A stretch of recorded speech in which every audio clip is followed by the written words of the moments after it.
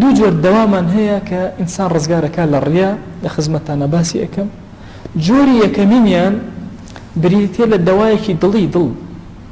ئینسانی موسڵمان ئەبێت دڵی سێری خەڵک نەکە، ئەگەر سێریشی کرد یەکسەر بگەڕێتەوە. بنمونە ئەگەر لە ناو نوێژایە سێری کرد حەز ئەکا فڵان کەس لێرەیە، یەکسەر لەو کاتە ئەبێت نەظەری ئەوەکە ئەم لە بەرامبەر خوایەکی زۆر عەظیمە وەستاوە، باشە عەبدێک چییە ئەم لا بکاتەوە بۆ لای عەبدێک چی بێدەسە وەکو ئەم وەهایە.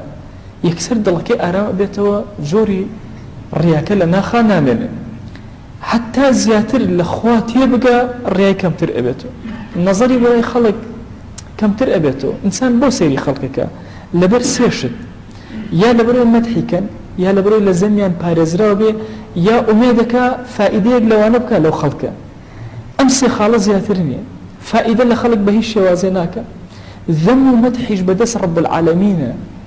واللهی جاری وایە کەسێک سێرەکەی خراپەشەکە ذەمی ناکرێ، خوا ئێرادەی وایە ئەم کەسە زەم نەکرێ. ابن الجوزی قسەیەکی زۆر عەظیمی هەیە، فەرمێ گەڕام زۆر گەڕام دلیل بۆ وجودی خوا بدۆزمەوە، خوا ئایا هەیە یان نییە. ئەفەرمێ زۆر دلیلم دۆزیەوە، سێرم کرد بەقەدر لمی سەحرا دلیل هەیە لەسەر وجودی خوا، بەس ئەڵێ دلیلێکیانم زۆر بەلاو عەجایب بوو. ئەویش ئەوە بوو ئەگەر شت زۆر بەنهێنی بکەی لەبەر خاتی خوا ئیخاتە سەر زمانی خەڵک بەبێ ئاگاداری خۆت. ئەڵێ ئەمە دلیلێکی زۆر گەورەی لەسەر وجودی خوا. ئەڵێ وەرە تۆ لەبەر خاتی خوا بڕۆ عەبدایەتیە بکە، کەس پێ نەزانە، عیبادەتی سر بڕۆ جێبەجێی کە کاتی ئەزانی خەڵک باسیەک لەسەر زمانی خەڵکە. ئەڵێ واللهی ئەگەر خوا وجودی نەبێ ئەم شتە نهێنێ بڵاو نابێتەوە، چوە کەس نییە بڵاوی کاتەوە، زۆر بە نهێنی کرا.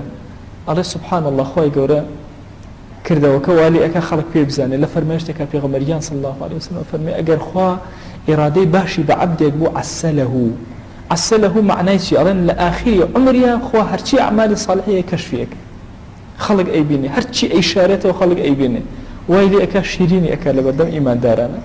بۆ ئینسان ئەم بابەتە قەلبیە زۆر گرنگە.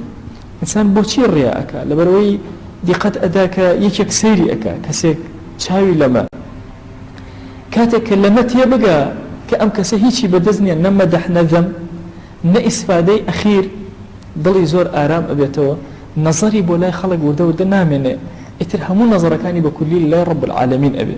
ئەم دەوایەکی قەلبیە، چەندێک ئەم معنایە لە دڵا بچەسپێ کە دەسەڵات لە لای عەبد نییە و دەسەڵات لای خوا، ڕیا کەمە بێتەوە. دووهەمین بریتیە لە دەوایەکی عەمەلی، ئەویش ئەوەی ئینسانی موسڵمان جهدێکی جەبار کە کردەوەکانی شاراوەکە، زۆر کردەوەکانی بشارێتەوە بە شێوازێکی وا ئەم دەستە بەم دەستەی نەزانێ، ئەم دەستە بەم دەستەی نەزانێ. پیاوچاکانی گەورە ئەم حاڵەتیان زۆر بووە.